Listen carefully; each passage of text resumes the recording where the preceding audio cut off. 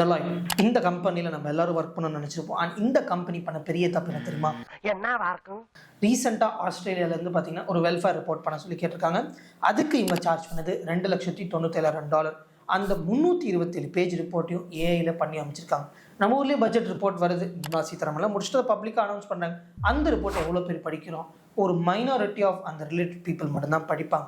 அதே மாதிரி அங்கே இருக்கிற ப்ரொஃபஸர் படித்து இது ஏஐ தான் பண்ணியிருக்குன்னு ப்ரூவ் பண்ணதில் இவங்க திருப்பியும் டெலாய்ட்டை சூ பண்ணிட்டாங்க.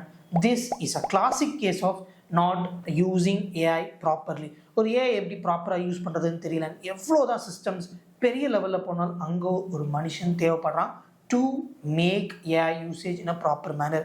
இதை அவங்க டெலாய்ட் கிட்ட கன்ஃபரன்ட் பண்ணப்போ அவங்க என்ன சொன்னாங்க? ஆமாங்க, நாங்கள் ChatGPT-4 கிளாடும் தான் யூஸ் பண்ணோம். அதை நாங்கள் எங்களுடைய 3 லட்சம் எம்ப்ளாயிஸ்க்கு கொண்டு வர போகிறோம் அப்படின்றத அவங்க ஓப்பனாகவே ஒத்துக்கிட்டாங்க. ஸோ நீங்கள் Big 4 ஒர்க் பண்ணுறீங்க, இல்லை ஒரு MNC-ல ஒர்க் பண்ணிக்கிற MNC-ல ஒர்க் பண்ணணும்னு ஆசைப்பட்றீங்கன்னா விழுத்தேந்துறீங்க கைஸ். அவங்க ஓப்பனாகவே ஒத்துக்கிறாங்க ஏஐ தான் நாங்கள் யூஸ் பண்ண போகிறோம். அண்ட் இங்கே ஏஐ கற்றுக்கலன்னா கன்ஃபார்ம் வேலை கிடைக்காது, இல்லை வேலை போயிடும். And this is your best chance to learn generative AI. And நீங்கள் என்ன ஜென்ரேட்டிவ் ஏஐ கற்றுக்கணும்னு ரொம்ப ஆசைப்பட்றீங்க அண்ட் உங்களுக்கு நிஜமாக தேவைப்படுதுன்னா பயோவில் நான் நிறைய டீட்டெயில்ஸ் கொடுத்துருக்கேன். பயோவில் இருக்க லிங்கை கிளிக் பண்ணுங்கள், தொடர்ந்து பாருங்கள். Because AI mass degree loss.